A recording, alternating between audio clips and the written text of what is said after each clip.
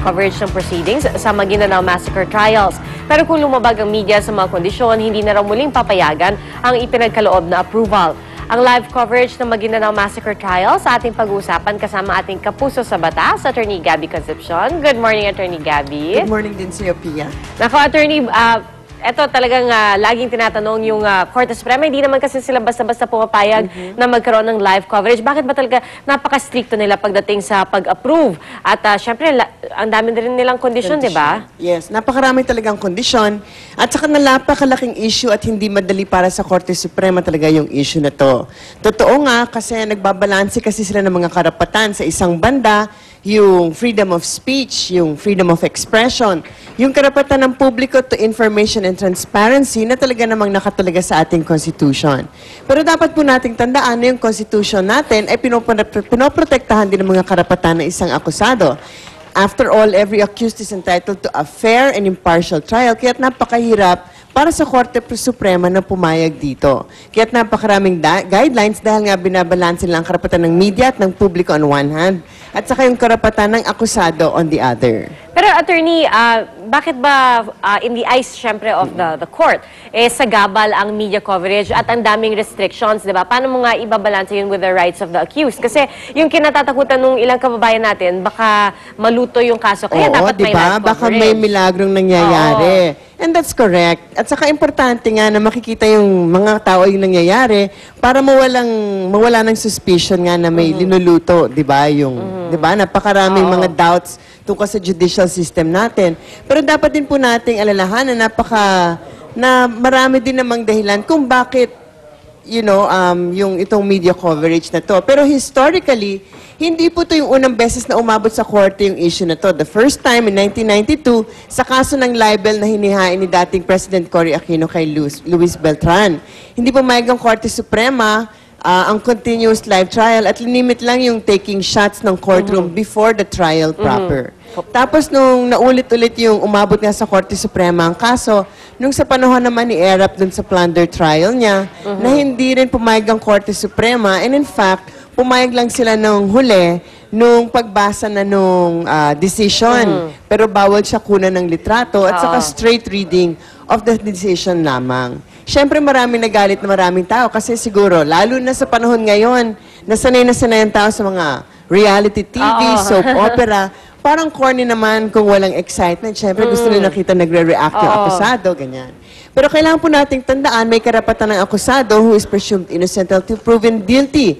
Kawawa naman kasi kung inosente dahil sa lakas at lawak ng powers ng TV, talagang nakatatak na sa isipan ng mga tao yung mga akusasyon laban sa kanya at nawawala na siya ng privacy. At saka yung mga dapat walang voice-over kasi kung minsan lumalabas naman yung personal bias nung nagre-report o yung nag-host o yung nagko-comment.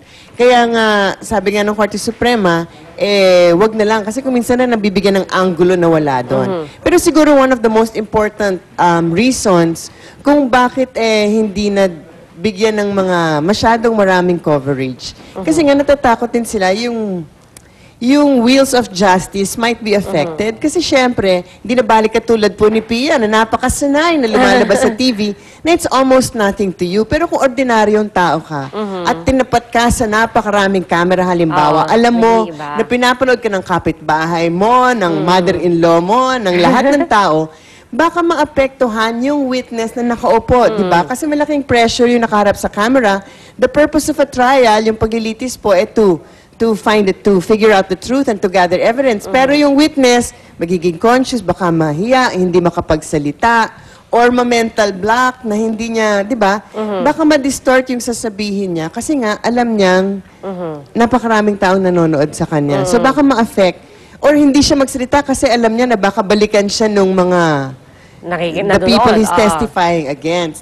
At ganun din yung judge sa ganitong sitwasyon. They're only human and they can be affected pag alam nilang maraming nanonood sa kanila. And of course, daming nagsasabi, bakit naman hindi payagan na magkaroon ng ng camera? Alam din naman natin na napakaliit na mga courtroom natin. Siksikan. At kung lahat ng tao papayagan magdala ng camera, siksikan, di ba magkakagulo, mawawala yung decorum sa isang korte. So, malaking bagay na pumayag na ngayon yung Ang Korte Suprema. So, kumbaga dapat matuwa na tayo at pinayagan pa I rin. would think Oo. so, considering nga historically, hindi naman sila talaga pumapayag. Pero dahil nga sa kasong to, napakarami ng mga nag-file ng kaso, di ba? Ilan yung mga naging biktima dito sa kasong to. So, yung mga relatives nila who live very far away, na hindi naman sila makakabiyahe para manood Oo, sa korte mismo, ito na di yung ba? kanilang So, this is their pagkakataon. chance to be able to follow the case kasi nga malaki ang interest nila na hindi na kailangan lumipad pa sa Maynila Yes. at hindi pa makikipagkompetensya dun sa mga maliliit na courtroom natin. Alright, naku, well, attorney, maraming salamat. At sana kayo rin po ay maraming napulot na impormasyong legal sa ating diskusyon. Once again, Attorney Gabby Concepcion, maraming salamat at good morning. You're very welcome. Unang balita na po.